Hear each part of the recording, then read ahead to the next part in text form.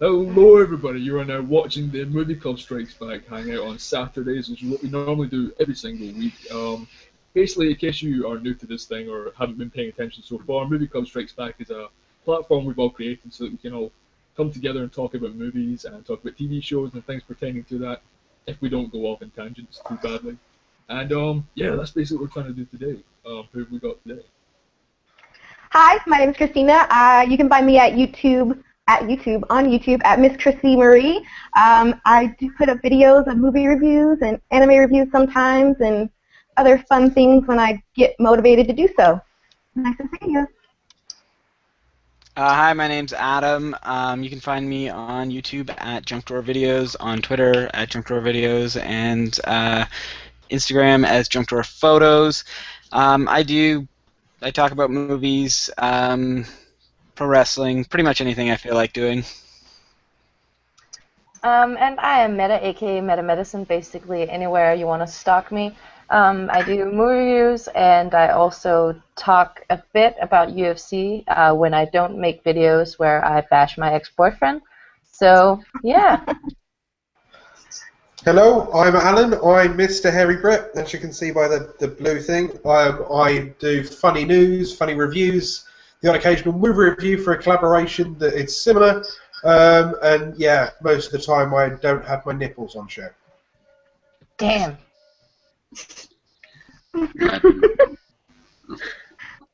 I'm Ray. I make mostly movie reviews. I occasionally get around to doing a vlog, but that rarely happens. The YouTube channel is RayHS1984. You can usually find me by searching Corner Store. That's it. I'm Jenny. My YouTube channel is Took It Home to Jenny. My Twitter is Took It Home to Jen, and I do mostly movie and anime reviews, and occasionally other things when I have time. And in the meantime, drink a lot of tea. I'm Tor, and you can find me at Tor's Times on pretty much any social media website platform thingamajig, and I make YouTube videos about all kinds of fantastic stuff. So it's exciting. Yeah. Much like what Tor just said right there, I am Liam on these hangouts. Nowhere else. Everywhere else I am Serpatorix. Type it into anywhere, you'll find me. You'll probably find my nipples somewhere. Unlike Alan, you'll find my nipples on Instagram or somewhere like that, unfortunately. But yeah, basically I am the Scottish Guy Movie Club, which is terribly misrepresent. And yeah, so today Kiwi could not join us on this hangout, unfortunately, and now I am moderating. And yeah, we have a wee theme going through today: childhood nostalgia, and basically movies from like our childhood and all that, like being remade and what we think about that. So yeah, I think we have a few questions that have been sent in as well. One of the questions I'm going to start with those straight away, is are there any films that you watched as a child and the gloss is kind of worn off, and there are any films that are terrible but you love them because you love them as kids? Sorry, that was my question. It's horribly worded. I'm sorry. Fine. Are there any films that you watched as a child that don't really do it for you anymore, or are there any terrible films that you just love to watch because you love them when you were kids? Probably. Anybody? Nope. See, I watched And I Never recently for Hairy Movie Club, and I was a bit disappointed with that actually. I feel that the gloss has definitely worn off on that. Maybe as a kid I could suspend my disbelief a little bit more and live in the fantasy realm, but as an adult, it's painful. It's really painfully old looking now. Wait, which film was that again? Never Ending Story. Oh, I've not watched that yet. Yeah, because you suck, giant penis. That's got 10 nothing minutes to do of with it. Kiwi's not here. So anyway. Yeah, the effects in that one didn't really stand up to time. It just looked old as well, you know. Yeah. Now I think we've got to a golden era nowadays that most things that are now being made are in crisp HD and DVD quality, and even when we reach 2K and 4K and 8K screens, I don't think that's going to age it that badly. Whilst anything that was stored on a VHS, no, it looks horrific. Unless they go back to redigitize it and, you know, put in Jabba the Hutt and stuff like that, you know, it just doesn't look right to me. So yeah, what are your thoughts on like remastering movies then? Do those like really Remastering, I appreciate the effort and the love involved in remastering. It works very well with animation. I mean, like Lady and the Tramp and any other Disney films that you go back, it enriches the colours. Right. But there's some things that they can't touch because of the way they were filmed. So yeah, like the BFG that we did, like Neverending Story, like I was born in the 80s, so any late 80s, early 90s films, I don't know that they're gonna struggle. And if you're going to watch, say, Jurassic Park, where they were right at the edge of graphics in their era then, I mean, they were 2 steps away from being Jim Henson, you know, in that kind of thing. There was no animatronic legs. It was the first element of CGI, you know, and a movie club would be very good at reviewing such things. But those kind of things, if you was to go back now with, say, Avatar-esque graphics, which, you know, you may also get to review at some point within the next week and a half or so. If you review something similar like that and put those kind of graphics into a Jurassic Park as a remaster, it jars you out of the situation. Jenny. I was just going to say that when it comes to remastering, it really depends on what the film is aiming for, because a lot of fantasy films get dated very, very quickly because you have to have that fantasy element. And then there's also kind of decades that date a lot worse than others, like 80s films are really, really dated. But there's a film that my mum bought me a few years ago called All That Jazz, which was made in, I think, 60s or 70s, so it is a really old film, but I assumed that it was actually a modern film made in a historical setting. I assumed it was like a, 2009 film that was, made to look like the 60s because it was so well directed and so well produced, and it wasn't a fantasy film, but it was so well done that I assumed it was a modern film. I don't know whether or not it was just remastered for DVDs or whether or not the direction shone through, but there's some films that really, really are dated and some films that really don't date. Like that film is timeless. I was really, really genuinely surprised. So yeah, I just wanted to throw that in. Cool. I have seen reviews of that movie from people, and everyone seems to pretty much think the same thing, that time was really a movie. But I haven't seen it myself.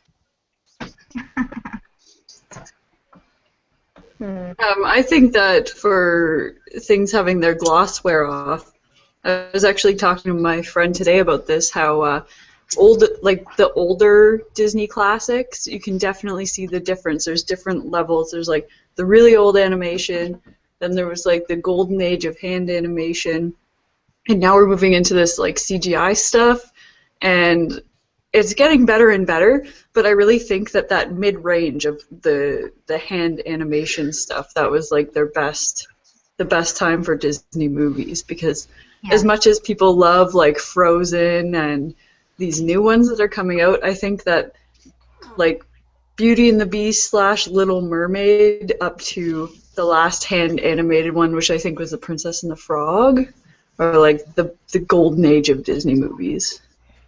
Yeah. Do you think that those old movies would be, if they were given today's technology and today's animation style, do you think they would be as good or better or worse? I think that, like... Sorry, go ahead. No, you can go. I'll wait. when you're done. I was just gonna say, like, I think like movies like Snow White, those kind of movies, I think they could be done really well as the CGI versions. But I think that having seen the originals, I would always like the originals better for the sense of nostalgia. Okay, so I was gonna piggyback on this a little bit. I do agree with you that like the hand-drawn animated movies I think are better, especially now that like you're looking at it like going up beforehand. Like when you look at like old school Mickey Mouse and you've seen how he's progressed to where he is now. I don't like new Mickey because like the CGI bullshit one that they have now, he just looks too fake and he doesn't look the same to me. I still have like a very big fondness for like the original Mickey Mouse, like on his Chugboat, and yes, I love that. And I think a lot of movies that would be changed into CGI now, I think they have to change the look of the character a little bit to make it fit. So I just would be like kind of apprehensive to see what they would do to the characters now versus how they were before. Yeah. So, That's a purist view, though, because I watch now Teenage Mutant Turtles and I watch stuff like that, and I love the 80s, and I love the fact that it's, in my opinion, that's how the Turtles should be, and the same with the films. But when people touch upon it and update them, it seems to violate what they were originally. Like, they've now animated Teenage Mutant Ninja Turtles and put them on Nickelodeon. And that's weird. That looks weird to me. Is that not the equivalent of taking or going back to Fantasia and making it CGI and Shrekified and modelled and Yeah. see, that's why I think it's like hit and miss. Because like in a way, I'm fascinated by the changes because it's obviously somebody else's take on what was already existing when they're changing it and making it to a CGI versus what it was before, or just revamping anything that was done previously.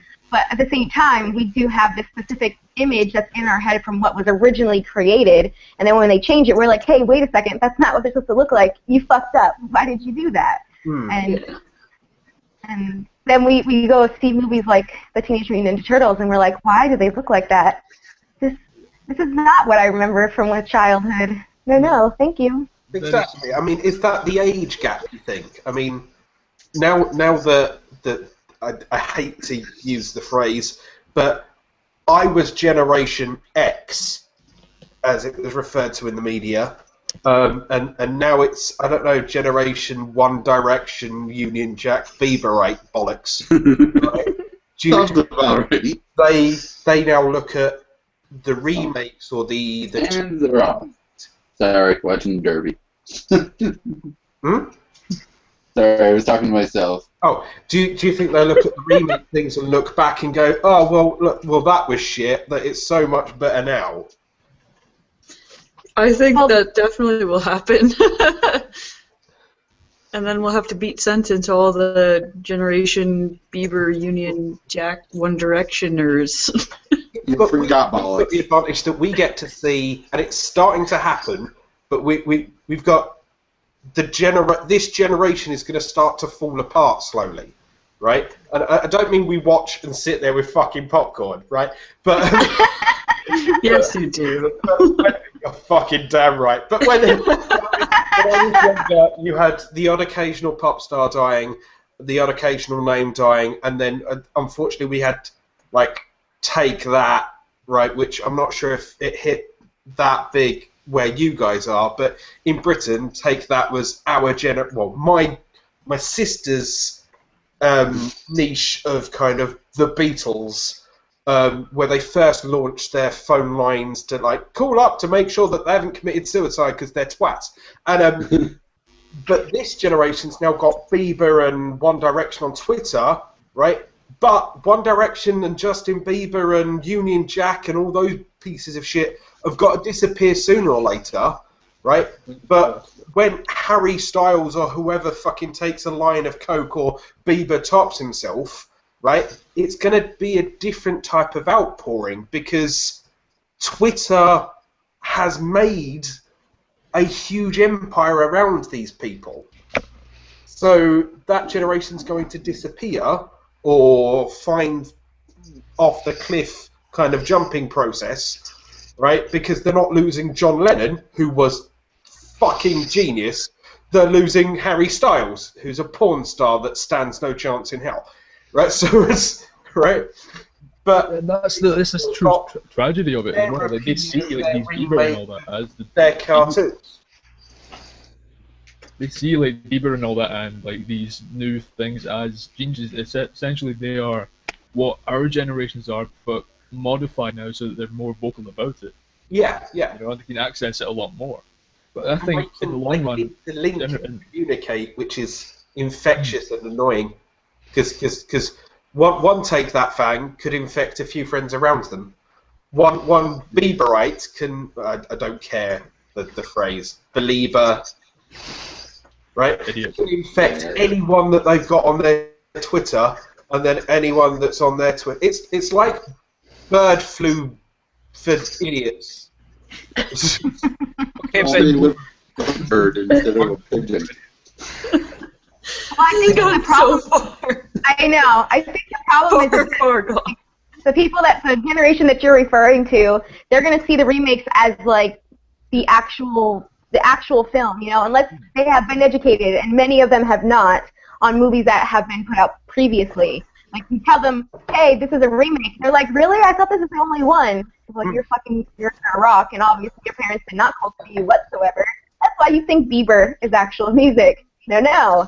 But this is the problem, you know, like, in a way, this is what drives the industry to make remakes like this, is because there's people who haven't been educated into these, like, different universes, movie universes and comic universes and all this stuff. So they're trying to re-establish that culture or that following by making remakes or by revamping it or redigitalizing the films. So that's what's happening, and they're trying to market towards this generation. So they're trying to add different soundtracks and putting new, fresh faces in that the kids now will appreciate and like. But they're like us who have seen the older movies. When we see the new ones, it's just kind of like, it's not the same. It doesn't have the same acting. It doesn't have the same presence. It doesn't have the same direction or anything like that. So then when you see it, you're like, no, this isn't right. I don't like this. Your view, sir, is incorrect, or madam, your view is incorrect. No. But then kids that are coming up now, at least now they're understanding a little bit of where we come from, our culture of movies before, and now they're seeing it now, and they're trying to get involved in a way. But you know.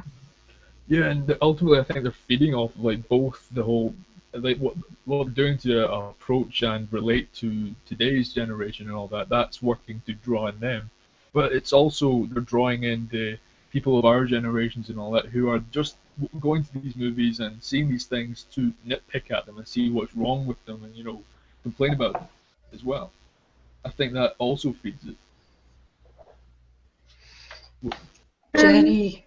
Yeah, Jenny. I was going to go along the same lines as talking about generational films, because one of the things that I've been noticing recently is a lot of films in the last 10 years, they're going to be really weirdly dated for the next generation in terms of particularly technology. Like the technology that's featured in films now, in 10 years' time, that's going to date a film so that nostalgia wears off for the generation that's currently growing up with this level of films.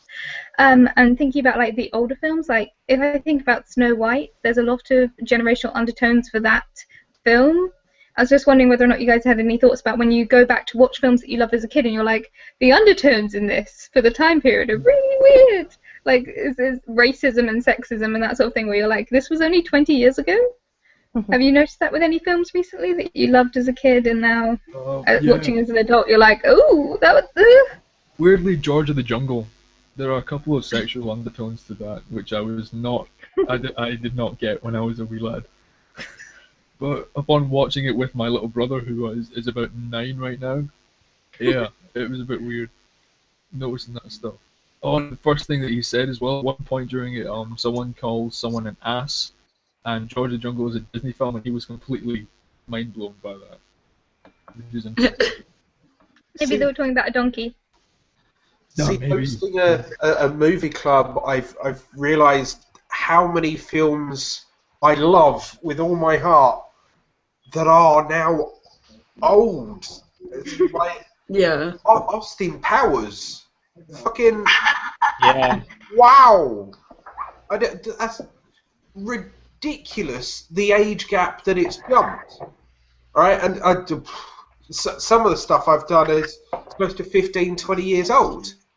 And I didn't realise that because I watched it as a kid, and I thought I'd go track back it through. That's why some of the stuff that I pick constantly is almost public domain or is 10, 15 years because it's the stuff that's stuck in my head. And I should really go to the cinema more and watch more stuff, but yeah, I don't know. I don't tend to pick stuff that's 2 to 3 years old at the moment. I need to generate a list more. Do you want to be terrified? When Austin Powers came out, I would have been 5. Yeah. Bunch of youngins. When did it come out? Yeah. Thanks for that. 1997. Amazingly old. Thanks. Yeah, wonderful. I'm sorry. Tor and I have conversations where I'll mention a movie that I saw in high school, and she's like, "Yeah, I was 2 when that came out." Yeah. Austin Powers came out when I was in like grade 4. Yeah, same here. That makes me feel dirty.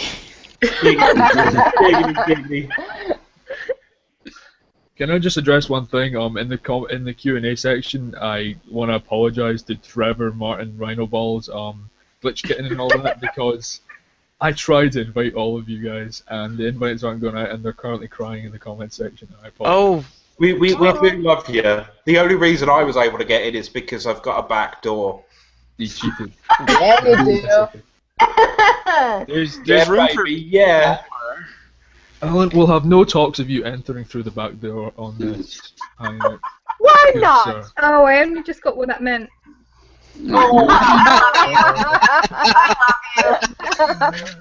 Yeah. He's This is so innocent. Lou. I love having Jenny here. This is almost like a product placement for shit coke. Oh. Are you seriously blushing right now, Jenny? Yeah, I am. I'm gonna blame it on the tea. I'm gonna blame it on the tea and then have selective memory. This is getting to be like a weekly segment. Embarrass Jenny with something sexual. Yeah, it's embarrassed to Jen's because Jen is the same, isn't she? Oh, yeah, that's true. So it's just But you anyone with can Jen in their get name. off by simply playing peekaboo. That's fucking. I can't remember what it was last week with orgasm. I can say orgasm. Hey, My there you one go. thing. I still don't Learn know a what that new is. word every week. Alan, I'm still confused about what that is. What an orgasm! That's where you I don't know. create- Please don't shoot. You I'm waste- moving I'm the discussion. moderator. I'm the one doing that. The joke is that one, if he tries to mute me, I'm also a moderator of this chat, so I can unmute Oh. you. It will shut Brilliant. down the live stream. And 3, Kiwi's not in here, so This was about children. fan. You No, wish. nostalgia films. Yeah. Oh, they were kids' shows. What are you Bring back doing? kids' shows. So, speaking of orgasms and things about childhood, Speaking of orgasms. films that you loved as a child and still love now. That's creepy. Orgasm to love, right? Because I am aware that sounds a bit weird as an adult, but as a child, right, you shouldn't be orgasming over films. Why not? Because dinosaurs aren't that sexy. Trust me, they hurt. I don't know. T-Rex is pretty hot. You just ruined that film for me.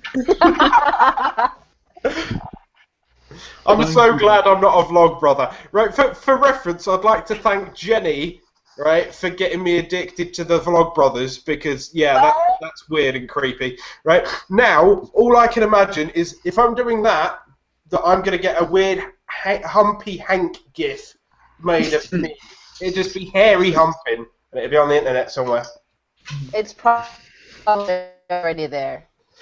Well, no, I'm not important yet, right? Maybe one day, me and my giant nose, right? Well, this angle's appalling, look at that. Right, me and my giant nose will get up to the point where people want to make Humpy Hank gifs, but anyway, sorry. So moving on. I loved Muppet Treasure Island as a kid, and I still love that film, and will watch it continuously. I know every single word of dialogue from Muppet Treasure Island, and nothing dirty from you, Alan. Next person. Muppet Treasure Island? I dated someone that looked like Miss Piggy. Muppets Treasure Island was the best Muppets movie, right up until they made the Muppets movie. I still haven't seen the Muppets movie. Wow, you gotta see it. The one with what's his face? Jason Segel? Is that it? Yeah, I haven't seen it yet. It's on my to watch list. It's really So good. Yay, recommendations. I love recommendations. I'll add it to my list. Lion King. Yeah. Oh, All day, every day. Lion King. I love it. especially the bit where the cat dies. Spoiler. Dick. Spoiler, the movie's like 20 years old.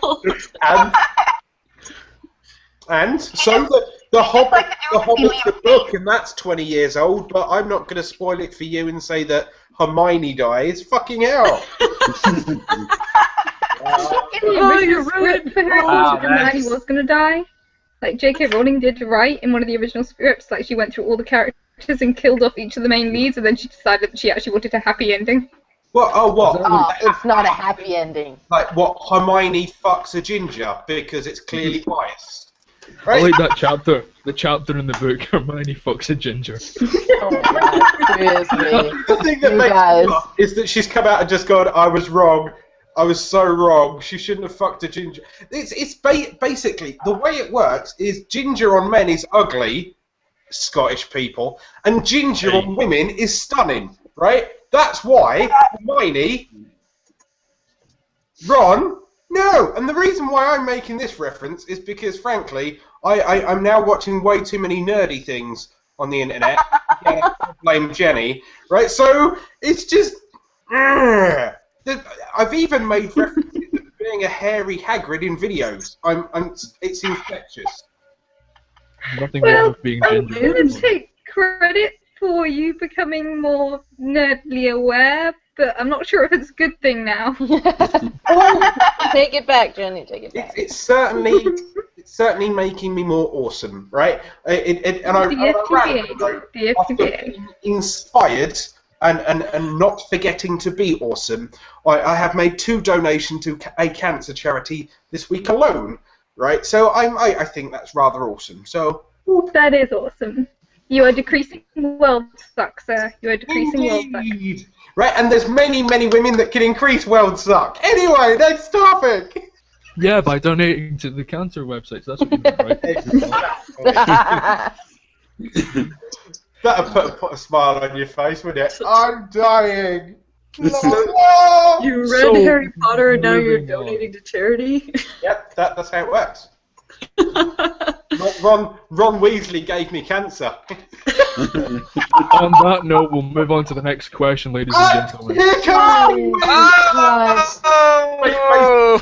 No, she's got to the point where Alan's made dick joke references. He's fucked Hermione. He's screwed over Justin Bieber. Here she comes to save the day. Oh, Kiwi. She's coming to verbally attack you. That's what she's coming to do. She's And gonna she verbally. doesn't realize it because she's She talking. can't tell me off. No, I have psychic powers and I know when you are being inappropriate. You do not want to know what I have just had to go through to get online right now. Jesus. Right now, can I just say that I am hotspotting through my phone through Bluetooth because they are putting fiber lines into our street and have fucked up our whole entire network. So the internet company is going to get absolute hell from me. I pity the person who is going to be on the other end of that line when I get done with them.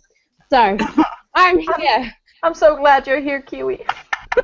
What Save an us from appropriate thing Alan. you've been saying. I just know it. Discussing is decreasing world suck. Oh, God. Yeah, there Hey, was someone like me, I'm just going to conversation hang about out in the killing the background. group Union Jack and a couple of other things. Alan's been making inappropriately sexual jokes in relation to cancer. That is paraphrasing. There was a pretzel joke. Come on. Can I just say, though, that actually doesn't surprise me in the slightest? Oh, it would be the first time either. It sounds kind of like par for the course, really.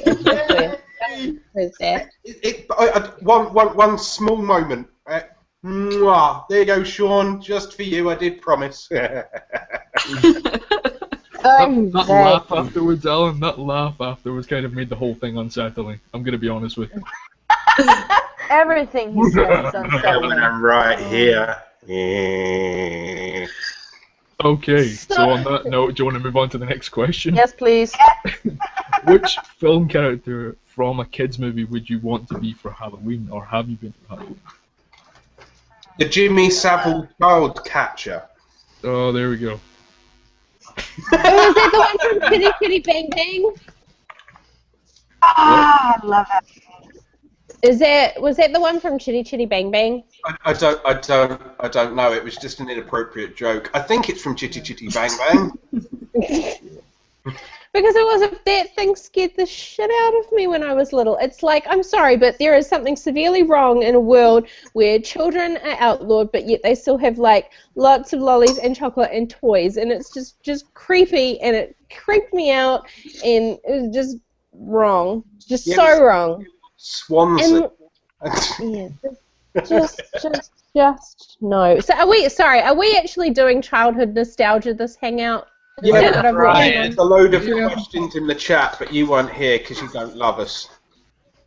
I'll climb through my computer and see you. Jenny? Nostalgic costumes. Yeah. Jenny?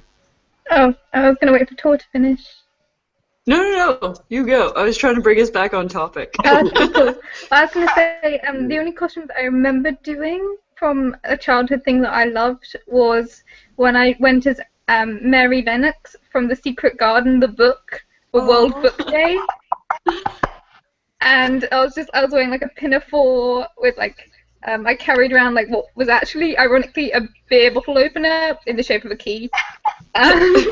So I was carrying around this big chunky like metal key that you could murder someone with, and I was wandering around with a book, and I was like, I'm gonna go to the secret garden, and Alan's gonna say something inappropriate. No, I like that. no, you can play in a secret garden if you want to. yeah. No Live jokes. and we'll all watch you play in a secret garden. Make no jokes about big keys going into anyone's secret garden, Alan. None. You see, my face still hasn't gone back from pink from the last lot of things that made me dive off camera. Your face hasn't gone back to the normal pink since last time someone went into a secret garden? So, costumes. I love that one. An open mouth, oh my god. Brilliant. Love that one. I had a friend in high school who dressed up like an Oompa Loompa from Charlie and the Chocolate Factory, but it was really, really, really weird because he's like 6'5", so not Loompa size at all. As you do. He was just So a you giant kept Oompa the Loompa. chocolate. Put it Yeah. in for testing the chocolate. Don't do that. Don't do that. Side effects are a thing. Willy Wonka's tricky. I don't really do costumes, so. No. But there was two kids in my high school that both dressed up as hobbits right after the Lord of the Rings movie came out. And I don't even think it was Halloween. I think they just did it randomly one day. That's awesome.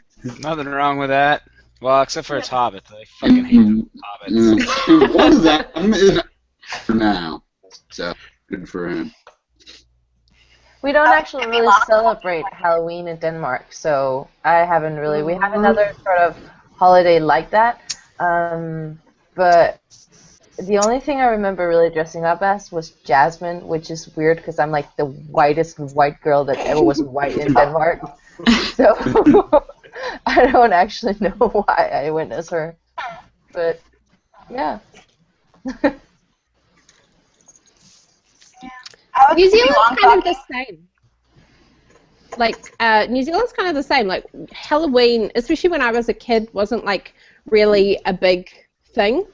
So much so that when I was little, there were more people who were like, we don't celebrate Halloween in New Zealand. So, you know, the one time that I spent, like, hours getting all dressed up as, like, one of the witches from Hocus Pocus, I cried because I didn't, like, really get much candy. And that broke my heart. So now I basically give away like free video games and everything to little kids when they come Halloween, like around here at Halloween. Like one kid turned up and basically left with a whole kg bag of candy and 2 video games and a gaming magazine. So Awesome. if you're in New Zealand, come trick-or-treating to my house because you will get a lot of cool stuff. Okay. As long as it's not the eating. Halloween, I'm making the rounds. Christina? So my mom was big into like making me and my sisters all like fit in the same thing. So we've done Raggedy Ann and Andy. I was Pippi Longstockings one year, and my sister was her monkey with Mr. What's his name? Mr. something. I can't think of his name. What did you guys figure out? And then we are also the witches from The Wizard of Oz. And I wanted to be the evil witch, of course, so I was all green, and my sister got to wear this pink pretty dress. And that year, I got, like, no candy. I got 1 candy at each house, and my sister got handfuls. So it was like, yay! Evil during Halloween does not pay. You have to be really cute. Oh, see, that's wrong. I would have given Alphabus so much more candy than Glenda. Mr. Nelson. Mr. Nelson! Yay! Sorry, I was trying to remember. Mr. something. She had a tail. I was jealous of her tail. And my hair was up like this. That's because my hair was longer than hers, so it was easier to do. And my mom just like spray painted the red in my hair, which, by the way, stained everything. But, you know, that's the thing. It happens. Jenny? I wasn't really allowed to do Halloween much when I was little. Like, I wasn't really allowed to do it until I was technically really too old to do it. So that's why I do a lot more costumes now. And, like, you guys will see most of the costumes that I've done the last year. Like, I've done my, like, I do my lazy cosplays when I, like, kind of really want to do a proper cosplay and I don't really have time and I want to do it on a review. So I've done my lazy Jessica Rabbit and my lazy Winry, I did my full-blown Madoka because I love that costume so much. And my lazy Pirates of the Caribbean one, where I just throw on what I have in my dressing up box and try and make it work. But I love costuming, but there's no occasion to costume when I'm an adult. I'm wearing There my are Alice in Wonderland always dress right now. occasions. Always occasions. Yeah, I have 2 costumes. always Yeah. wear a I have costume. 2. Always. Anyway, What? That is a big picture. there's always a reason to wear a costume as an adult. I could give you a list. You can work your way through that list. You can start with Harley Quinn. That's a good one. Stop. But that's not a mentioning the reason sex to stuff. dress up. I'll give you a reason. No. I have no reason to I'm like not sure I cover want to myself know this all over reason. forever. To scare people. It's Ellen, so I think it's I'm pretty feeling obvious. just gonna start listing fetish. Yeah. Oh, trust me, the list is endless. Anyway, Moving on. back on topic. Reason Sorry. the top is just fetishes. Let's be honest. Well, talking of costumes, like today I finally started working on my Assassin's Creed costume that I've been wanting to work on for years, and I got like about 1/10 into it, so I've got a lot more to do. But if it's like 1/10 as awesome as it is in my brain, then it's gonna be pretty cool, I think. But I doubt it will be as 10th. I'm excited. Yeah. I only have 2 costumes in my possession at all. I have a ninja outfit, which is never used, and the Robin Hood outfit, which I've used twice in videos, which people will give you looks through your bedroom window if you stand in front of a camera in a Robin Hood costume, talking with your arms being all animated. Yeah. No, see, I thought we'd already addressed this. They look at you weird because, one, they see you walking around naked in front of your window.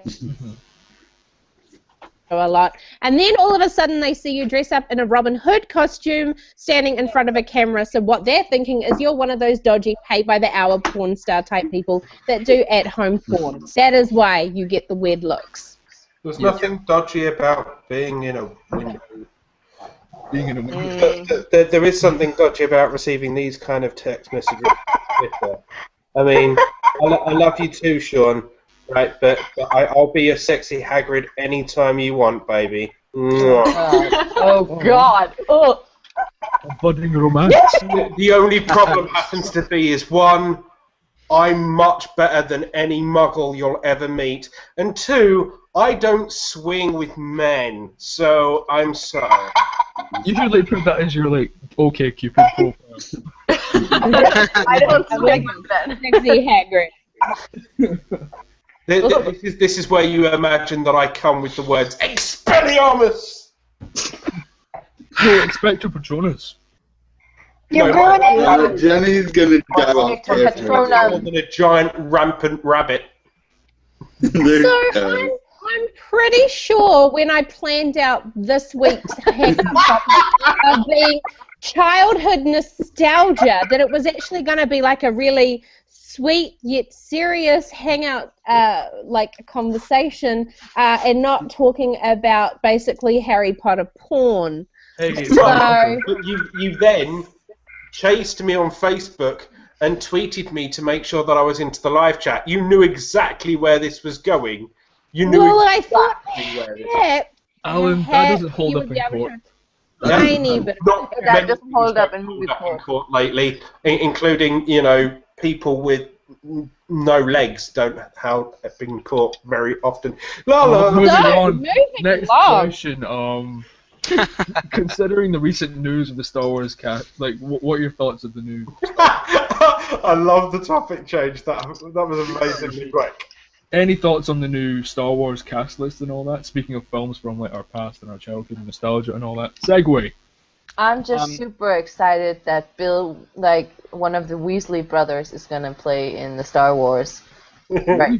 That's just gonna be fantastic, and I love him. Can I just say that that he is the first ginger guy? Like, yes, yes. I'm excited to see him in Star Wars. I don't even care if he dies after like 5 minutes. I'm excited.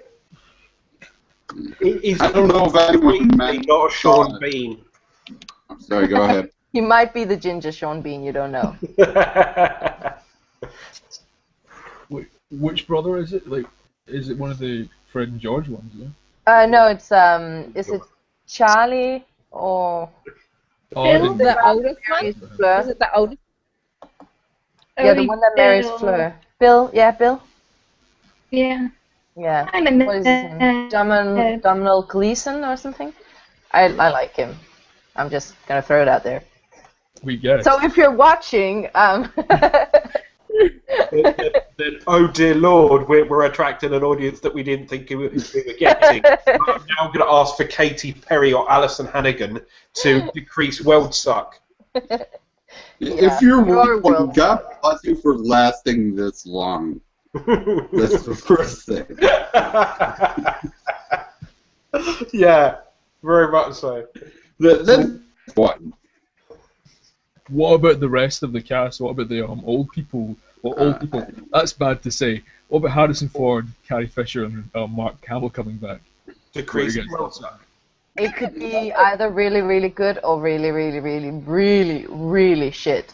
I'm hoping that it'll be good, and I think that that they're such a stellar cast that if they get a good writer and they get a good story, basically, like everything falls into place, it could be pretty epic. But I fear that it's gonna be like really like an awkward get together with friends you haven't seen for a while and you don't really know what to talk about.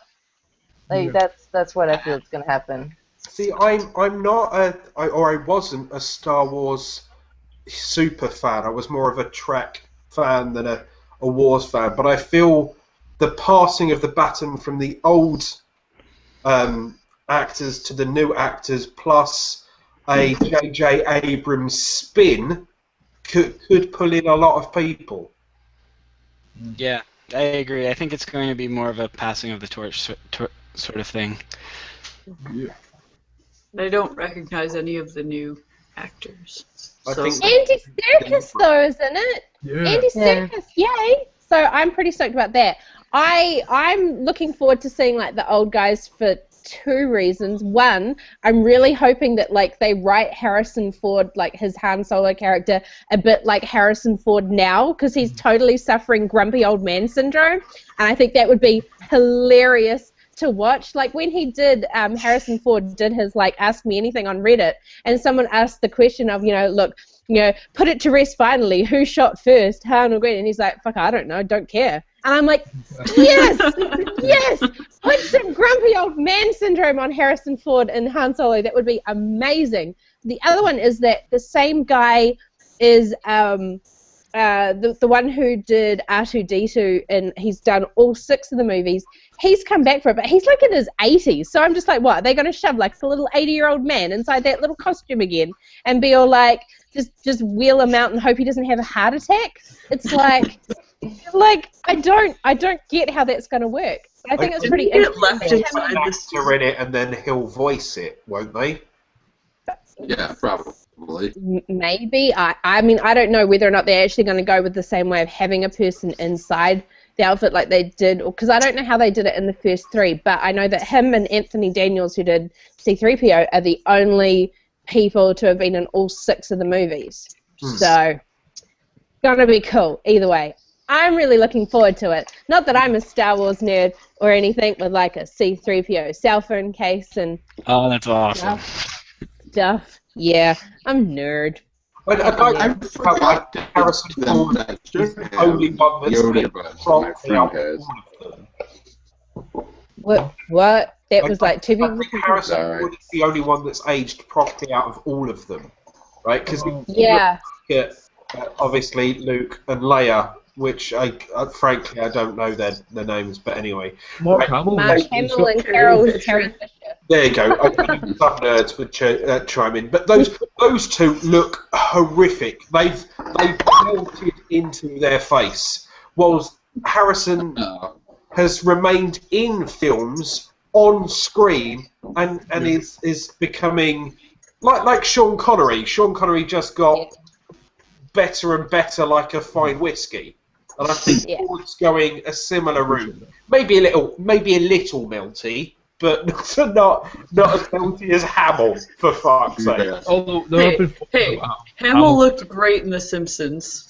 Yeah, that's because fucking drawing's brilliant, right? If I was in The Simpsons, right, I would be Dog the Bounty Hunter. I mean, fucking. That's a good point, actually. Oh, I think But, the I mean, I photos think that come out of Mark Hamill recently that he's like got back into shape, and he has been about in films, and he's been doing got voice back in acting work. shape, do you think maybe someone should send a memo to his face? You're such a So mean, Helen. I'm gonna laugh at you when you get old and your face is just like drooping down When by I like your get old. kneecaps and stuff. I'm Yeah, we'll have another seriously hangout gonna- in 40 years and see where you're at. Yeah, In yeah. 40 years, That'll teach you. I'm dead because the Bieberites have all rose up against me after watching this on repeat and being my head caved in by the zombies that have been drive in one direction, and my help guide doesn't help when you go back and check through my videos. And then fine, right? But I know that I'm gonna melt, right? But Jabba the Hutt at least had Leia as a slave, right? And he decreased world stuck as well. So fuck it. Hold on, did I hear you right? Did you say that you're gonna melt and have Carrie Fisher as a slave? Well, at this point, she's going to be a puddle of goo by the time I'm like. Oh dear God! Carrie. Don't cue me up for things like that if you don't need the answer. I think it's pretty safe to say that Carrie Fisher is not going to be donning the Princess Leia bikini in this Damn film. Nobody wants to see The whole turn tits up. Where it is earmuffs.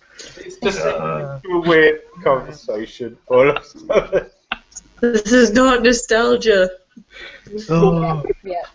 so You're failing at controlling the hairy thing. You rock I up can't to be the- held responsible for you because I haven't been here from the beginning. If I'd been here from the beginning, then I would be bitch slamming you right now. But since I'm just, slamming me. popping on up, I'm just here for like a guest starring role today. yeah, Mm-hmm. and it's lovely to have you, Kiwi. Yeah. It's only costing me an absolute fortune because I'm like hotspotting via Bluetooth through my cell phone, but that's fine because my old job's picking up my cell phone bill. So if I can hotspots for everyone. Well, that's okay. Awesome. Okay, if your company's picking up the phone bill, what we'll do is after the live chat is we'll leave our phone numbers in the sidebar, and you can ring us all and sing us a song because that'd be great. Yeah, totally. But back on track with nostalgia and stuff. Liam, what other questions have you got since my perfectly meticulously planned out hangout is now no longer in my control, which I did cry about, I must admit. I've done my best, Kiwi, with very little prep. Your best sucks.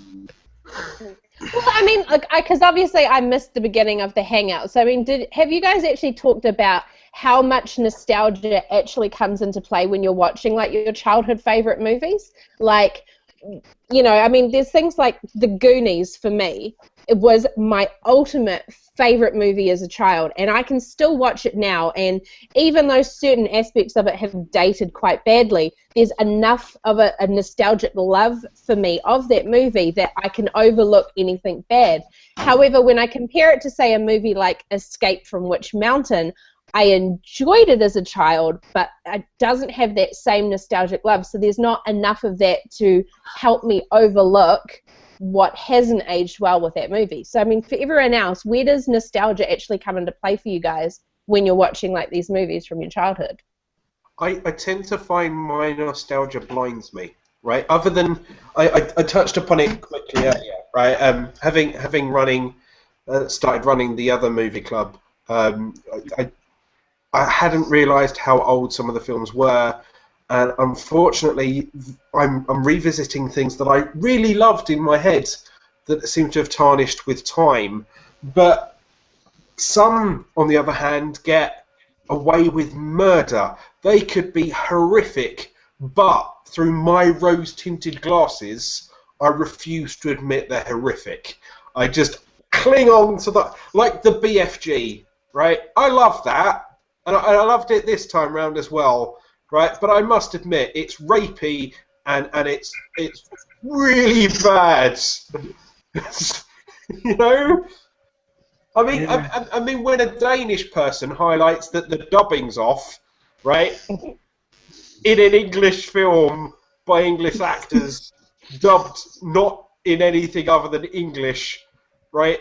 That just shows how bad that was. But as a kid, you didn't notice, and I'd hoped I didn't notice, and that was one of the only films I've really rose-tinted with. Most of the others I've kind of seen for what they are, and I really like dinosaurs, so I'm looking forward to this week.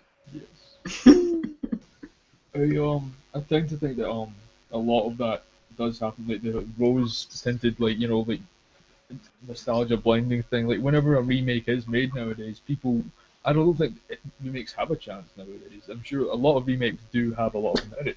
Like me personally, I haven't seen a lot of the originals because I'm terrible at watching films, and so like when Dredd came out and all that, I hadn't seen the original Judge Dredd or anything like that. So I went into it with a fresh perspective, and I saw merit in the film. But people who hold on to that nostalgia are sometimes blinded by it and refuse to see merit to remakes. I think Dread might be a poor example because a lot of people like the new one better than the old one that saw the old one too. Yeah. And they have almost nothing to do with each other. Like, Yeah. they have almost nothing to do with each other. The new Dread is more of a day in the life, just him on a mission. Another one was building the character and showing you the thing.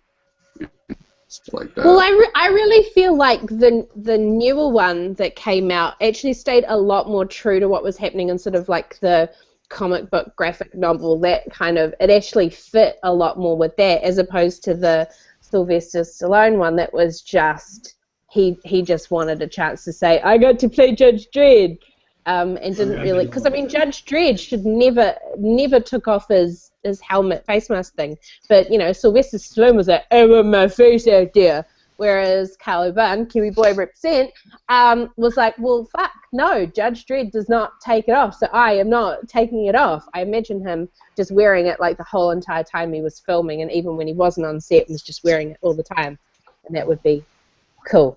Yeah. A film that maybe would be better fitting with what I said earlier on then would be Total Recall. You know, they remade that, and I felt that the remake did have a lot of merit, but I don't know, I still haven't actually seen the old one, so have you guys got thoughts on this? I've seen the old one, but not the new one, so... I've seen both. Yeah, I've seen both. I really enjoyed both. Yeah.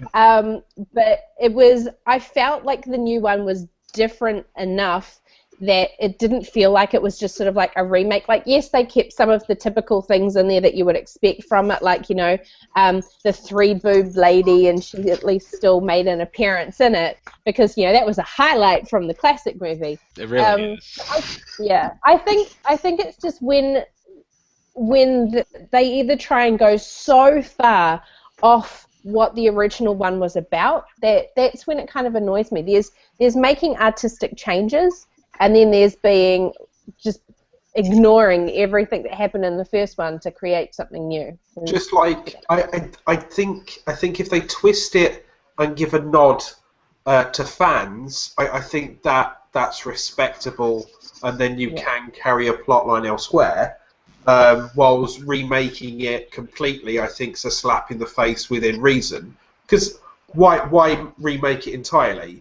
A good example. That's the whole remake versus reboot thing. Though. Yeah, I mean, I think something that's a good example of a remake that nods respectfully towards the fans, but gives you a different storyline, was Star Trek Into Darkness. That is Wrath of Khan's the prequel. Effectively, it explains who Khan is and why Khan is, and then it leads into a mini remake of Wrath of Khan film with new actors. The only twist this time is they've skewed, not to spoil it for people that haven't seen it, they've skewed the storyline through timeline, and they've shifted some of the things to give fans a funny nod, but it hasn't ruined the plot, and it's made it a completely different film because of J.J. Abrams, but you can still respect the first film because of Shatner's appalling acting. I definitely think that's a movie that leads to a much bigger, different topic that we can bring up later. But poor Jenny and Tor have had their hands up for ages. So Jenny, yeah. I'll let Tor go first because I'm going to go off on a tangent, and Christina as well because I want to do a tangent. My point is very short, just about movies that it's the original question that we got very far away from. Movies that kind of suck now. There was this movie I used to rent from the library all the time called Flight of Dragons, and I would watch it continuously, like to the point of extreme annoyance to everybody around me. And I recently found it at like a specialty DVD store, and I looked at the cover art, and it was like $10. I'm like, this is absolute shit. I'm not paying for this, and I just put it down. It's just like, how did I love this so much? And now I just look at the cover and it makes me angry. Christina? I have two things. So for the question, I think I talked about this when I did my review for Land Before Time, but like that whole series I loved as a child, and now rewatching like the first few of them, because even though I don't like it anymore, I'm still trying to have my daughter enjoy them. And when I'm watching them with her, I'm just like, I'm going to go clean. You go watch this, you know, because I can't sit down and actually enjoy it, and I don't want to ruin it because I did enjoy it so much as a child. But so I think in certain aspects when that happens, like I have to step away from the film because I don't want to ruin it because I did like it at one point and I don't want to ruin that now. And then like bringing it to like a whole other faucet. There's some remakes that when they make them, I do actually enjoy. So like I'm gonna like jump on the Batman franchise. So Batman and Robin and like Batman Returns, like I love those movies. Even now to this day, I still love them. Because when you look at like Dark Knight, that I just in my head I think of it as like a total different universe. Because even when you're looking at like comic book series, like it's all technically in the DC universe, but sometimes they're written in different universes within the universe. If that makes sense. So when I'm watching the movie, I'm watching the movies, I'm just thinking, okay, well, this is Batman in one universe, and then this is the Dark Knight in another universe, so I can enjoy them as the same person, but separately. And that's just how I have to, like, go into watching it. And the same thing with, like, Spider-Man, but not so much, because some of the Spider-Man remakes are yes, but they make Spider-Man over, like, every 5 years. So it's just, like, you get all these different things to choose from, but some of them aren't good. Some of them I can't rewatch, and some of the new ones I can't watch. But, Jenny. Okay, my tangent, slightly going off the subject of nostalgia, is are there any films or series or TV or anything where you've got an unnecessarily strong emotional attachment to, but it's not nostalgia, and you don't know why you're emotionally attached to them, and you kind of, like, I have 2 series that I know are bad. I know I don't really like them, and yet I will watch them again and again to try and convince myself that I like them. What, And like Buffy? Buffy were horrific. Shut your mouth. I'm with Alan. Buffy's terrible. Don't make me. Yeah, My two I films would like to no. highlight that that was a joke.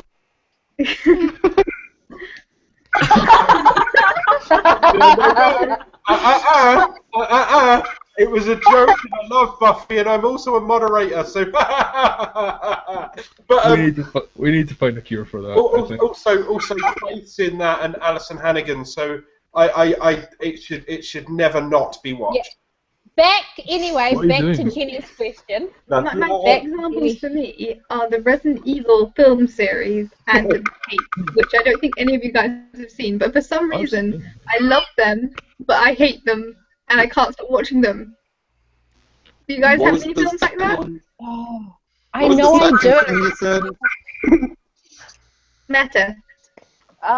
Well, I talked about this last Hangout, I think, where I have that one New Zealand TV show that The Tribe that I know it sucks. I know it sucks really, really, really bad, but I just can't stop watching it because I don't know. It's just I can't even defend why I like it. I can't come up with one argument why I like it, but I just have to watch it and I love it for some reason.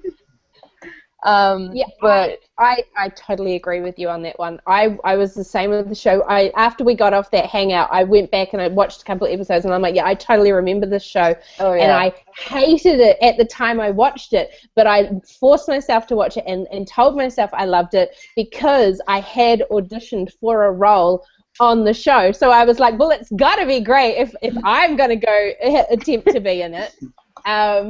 So yeah, and I was also the same with Young Hercules when they filmed that one here. It was an okay show.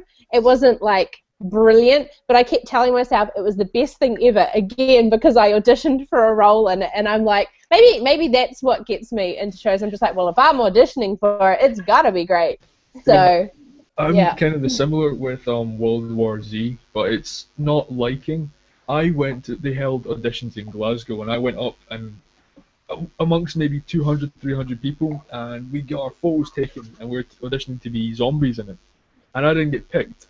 So the way I took it was that I didn't look good enough to be a zombie. So when the film came out, I bought it and just sat down and hated it for no reason.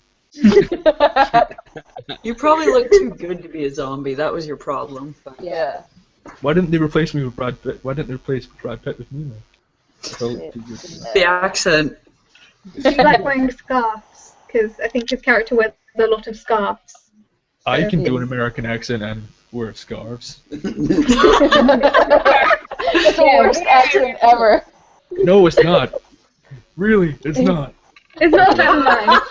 You just lowered your voice. Speaking lower. I don't know what you're Americans all talking speak really low. about. I don't know what you're talking about. It's nonsense. It's not I that am mine. totally. This is my accent. That would be my dad said, like, I can do a British accent, but I just really raise my voice a lot. I'm much better than I Bradford. sound like that. No, you don't, Jen. No, you don't. Adam. Yeah, Adam, yes. For me, the TV series that I don't know why I'm especially loyal to and love because I know it's terrible was a sci-fi show called Sliders. Yes, And- it was awesome. It's John Rice Davies. Oh, come on. Have you gone back and watched it? Yeah, I've gone back and watched it. And it is brutally horrible, but Yeah, I I like still it. love it. I have all the DVDs and stuff, and even in the DVD commentary, they talk about how they filmed the movie or the show in sequence, but they aired it out of sequence, and they knew that it would be aired out of sequence, but they still put like continuity into it that ended on one episode and continued on the next. So watching it, there was a lot of continuity errors, and just everything. It just got worse and worse and worse. But I love it. I don't know why. Why was it aired out of order? They don't know. They were just like, yeah, we're not airing them in order. So they put clues in as to which way you should watch it, but it just looked like huge continuity errors. That sucks, major balls. Yes. Yeah, like, how do you know that person died? Like, that hasn't happened yet. And then the next episode, like, I have to tell you a secret, my sister was murdered. Like, yeah, the other person talked about it last week. Christina? So, two things. First thing, one of the series that I like, and I hate that I like it, and I don't know if it's more that I like it because I like the books, but the Twilight series, I have all the movies, and I've watched them more than once. Oh. Oh, I know. I'm sorry. I read the book first, and yes. So, anyways, I know there's that, but I'm kind of gonna be like harping also because I don't understand like the cult following for like reality TV shows. So, like Jersey Shore, I've never watched any of those episodes, but it lasted for like an obscene amount of seasons, and like basically everything that MTV or VH1 has put out for a reality TV show, or E for that matter, like the Keeping Up with the Kardashians. Never watched that, but that went on for like fucking ever. And TLC and I don't understand why people follow that type of thing. Like I can understand like an actual TV show that's been like produced and there's actors and there's some kind of plot and there's something of interest to find, but like this, I don't understand. Like you're just watching people have like ridiculously exploited life situations, and then you're taking pleasure because you're like, my life isn't as fucked up as their lives. Is that the whole thing, or people like eat it up, and that's why they went on for so long? I don't understand it. I think the car crash celebrity culture. I mean, everyone now wants to see their favourite celeb, and unfortunately the Kardashians are only famous for being famous. So what's the best way to remain famous other than to milk something that it's fairly cost effective to make something like that? Effectively you're just followed around by a film crew. You don't have to worry about a script, you just have to worry about Kanye being a complete cunt. And you don't have to worry about that. You know, but then other people just watch it like a car crash television. But it makes money because people want to see dickheads. I just don't understand that though. Like I feel like 20 years ago we were less interested in celebrities, and then all of a sudden everyone's like, what is this celebrity doing?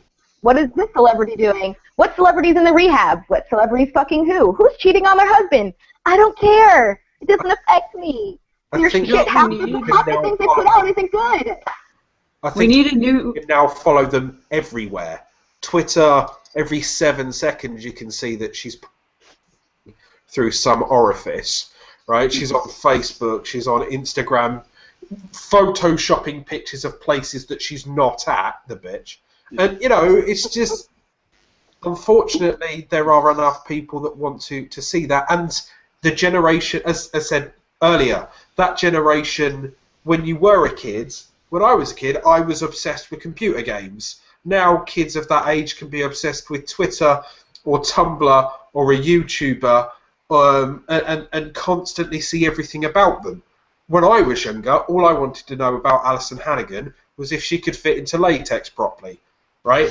Now you can see, you know, where she is, what she's eating, how many prawns she's recently digested, you know? How many beautiful children she has with her lovely husband right now while they're raising a beautiful family. Yes, you can see that, can't you? Yes. Exactly. She's got wonderful children because that's wonderful genes. And frankly, her husband will go and kill himself. La la la la la. I'm gonna go.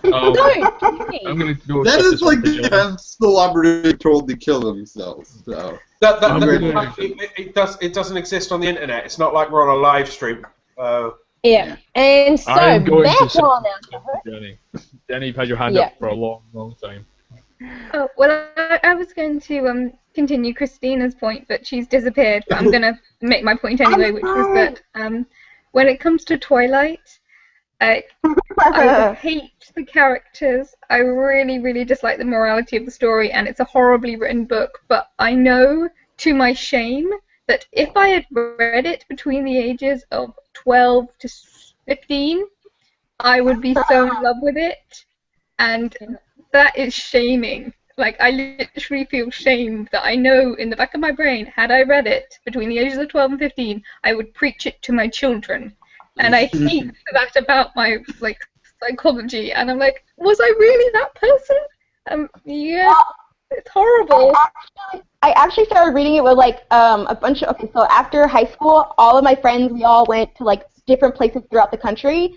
So we did like a book club type of thing, I guess you could say, and then we all got together on Facebook, and we're like, we have this week or this week to read this book, and then we all talked about it. So that's what we did. We did that with like the Twilight series. We started reading the Black Dagger Brotherhood series, which is a whole other separate thing. But we were like reading all these different series, and we were like talking about it. And then after we've already read like the first 2 books, when the third one was about to be released, they said they were going to make the movies. So I didn't actually go to the theaters and see them. I waited until they came out on DVD, and then I purchased them, and then I watched them, and I was so horrified because it's like, this just ruins the books, and this ruins the experience of what I had, but at the same time, now I own them. And each movie had a different director, so like that changed that, like how the vision was shot. It didn't like flow. There was no fluidity in all 3 movies because they were shot by different people. And even though you had the same main characters, you just didn't have the same director, so the idea, the image is different. So, I don't know. I did not like the Twilight films. The only part I liked out of any of them was the baseball scene, the first one where they played baseball to news, and that was it. Obviously, we're going to have to wrap up soon, but yes, I have the hang up. Because this is costing me a fortune, but... Yeah. So, Tor? I was going to go along the lines of where Alan was going, talking about reality TV and celebrities and stuff.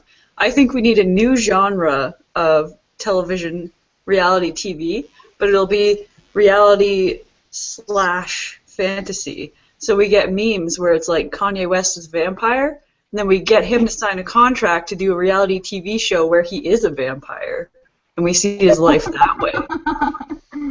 And everybody's happy. Or nobody's happy. I could draw up a contract that goes along the lines of Alison Hannigan in a fantasy married a hairy stroke British person and had many children. That could be me because we're still in Britain. I'm hairy, so we're fighting. No. I'd like to highlight that was Brit and not Scottish because the independence, and anyway. We're still here, brother. We're still here. It depends. We've got Nigel Farage and you've got Alex Salmon. Anyway. Very good point. Meto? Well, I just wanted to follow up like really quickly on what both Christina and Jenny said, like I would probably also be like a super Twilight extreme fangirl if I had been a tween when they came out. I would have. Read the first book when I was 18, I think, and that was when their first movie came out. I love the first book, I love the first movie, but I can't actually justify liking any of the other ones. So, like, I get what you say about the first one, but the rest is just, it is so awful that I want to pull out my eyes and then step on them just to feel something other than vomiting.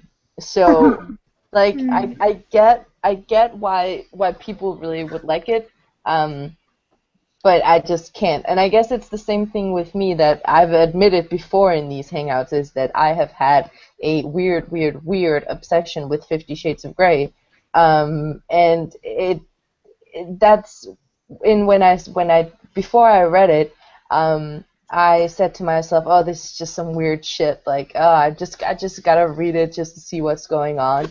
Ended up reading book 2 in 12 hours and book 3 in like 10 hours because I was so obsessed with it, which is really, really creepy to admit. So I get this whole obsession with things that are a bit weird, but I've come to the point where I just hide that from everybody else because it's so embarrassing to like Except for other the fact that Twilight. you've now just admitted it live on the internet. Yeah, well, not a lot. Hopefully nobody I know actually watched this. Jen. Oh, sorry. Oh, I was just going to say, I think everyone already knows this, but it's funny that you jumped from Twilight to 50 Shades of Grey, because, of course, Yeah. 50 Shades of Grey is It's famous for fanfic. being based off R-rated Twilight fanfiction. And you can actually you no, seriously, I swear to God, you if you have read Twilight and you read 50 Shades of Grey, you can see that connection. Actually, you can see the fanfic connection. It is so obvious in all the Is books. 50 Shades of Grey as badly written? Oh, Um, worse. Twilight? Oh, God. Worse. It is horrible. Oh, God. Like some of the things, and also you can tell that it's written by the author, I can't remember if she's something religious as well or something, but every time she's describing something really sexual, it's either, oh, he touched me there, or he kissed me there. It's like, dude, you're describing S&M. Just say, yeah. So it's badly written. Body parts so Jenny will get all flushed. I still haven't stopped flushing from the last time. I've literally been pink for this entire hangout. Like, me and strawberries should just, exchange clothing combinations, or I don't know. Words. I'm tired. Kiwi? Yeah, so just quickly on the whole 50 Shades of Grey thing, I read like a couple of chapters of it and I was just like, I can't read this shit. It is worse. It is written worse than Twilight, and I can't do that to my brain. But I will watch the movie when it comes out because Jamie Dornan is fine. That boy is fine. Don't even get me started on the handsomeness that is him. Don't. Mm-hmm. Don't preach. And he's a good actor because he was the huntsman in the Once Upon a Time TV series, and I legit cried when he died in the show. And if you haven't seen season 1, I am sorry. You need to go watch The Fall then. Go watch The Fall because he is in there. And even though he plays a psycho killer that rapes and kills women, I still dig him. Really into light. But maybe from a different angle. Obviously, 50 Shades of Grey is maybe I'm wrong, but it's portrayed very much as a female-led fan base. But yeah, I've read all 3, and I'm curious. See, this will be the first book I've read that will be made into a film. I'm not much of a reader. And yes, I'd like to highlight that. Yeah, it looks like Alan's read Smart, but still, fuck it, right? But yeah, I'm curious because I've never experienced the whole the book before the film appeared. So that will be a new experience for me. Because obviously I've got in my own mind's eye what I think Christian and what's-her-face still is going to look, Anna, is going to look like, and how the scenes should be portrayed and how they should interact. And yeah, so that's going to be weird for me. Not in the content of the books, but more of an experience of from brain to film. Okay, can I say something just quickly? Well, I guess I'm basically the only person that's read like all the books that Alan has as well. But I was hoping for a Christian Grey. Well, in my mind, it was Tom Hiddleston. Yeah. That was my 50 Shades. That was my Christian.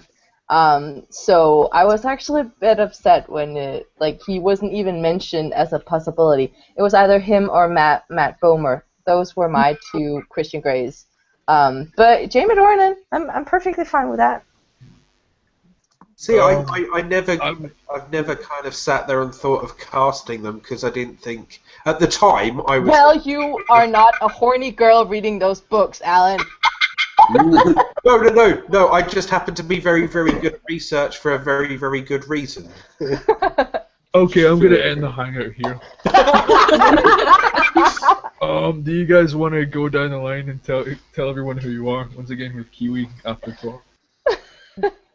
Yes. Oh, so many people have made chuckle today. Wonderful.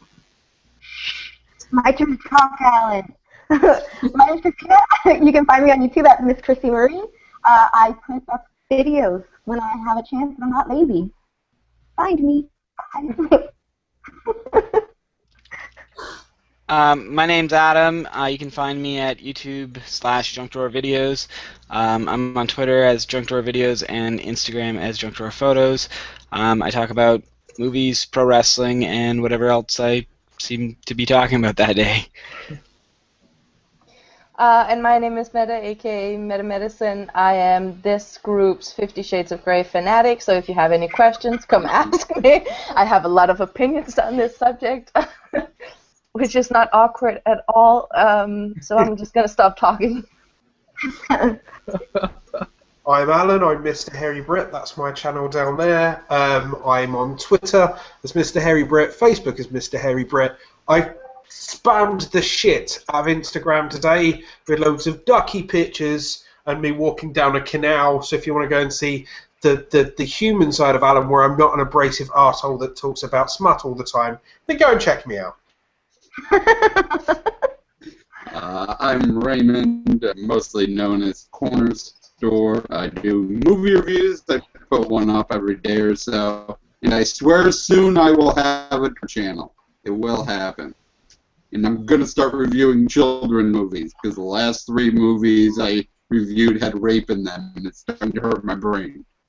Okay, next. I'm Jenny, Took It Home to Jenny on YouTube, Took It Home to Jen on Twitter, and I'm going to selectively remove some of my memory from this particular hangout. I'm Tor. You can find me at Tor's Times on basically any social media platform that you care to look on.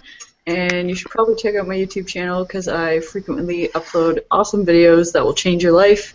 And you cannot go another day without seeing them. I'm Kiwi. Sorry, I was late to the hangout today. You can find me on Twitter at KiwiChrisJones or my YouTube channel, which is NZChrisGirl. You should come check me out because I'm really awesome and I'm like the lone Kiwi of the group. And so, you know, New Zealand represent, y'all, and stuffs. And I have been your moderator, Liam, for this hangout. I'm so bloody sorry. But, yeah, I am Liam on these hangouts, I am Servatorix everywhere else on the internet, I am everywhere, Twitter, Facebook, Instagram, although on Instagram I put up photos of my beard and other selfies, which apparently I don't smile in, so there's that. So, yeah, if you want to check me out, you can. Please check out everyone else, check out this channel, subscribe to everything you can subscribe to pertaining to this hangout, and yeah, we'll be better next time, and we'll see you then. We'll see Hey, you that's next my time. outro. We're so sorry. I won't go full 50 Shades of Grey. I promise. I promise. I really I won't. apologize. Goodbye, everyone.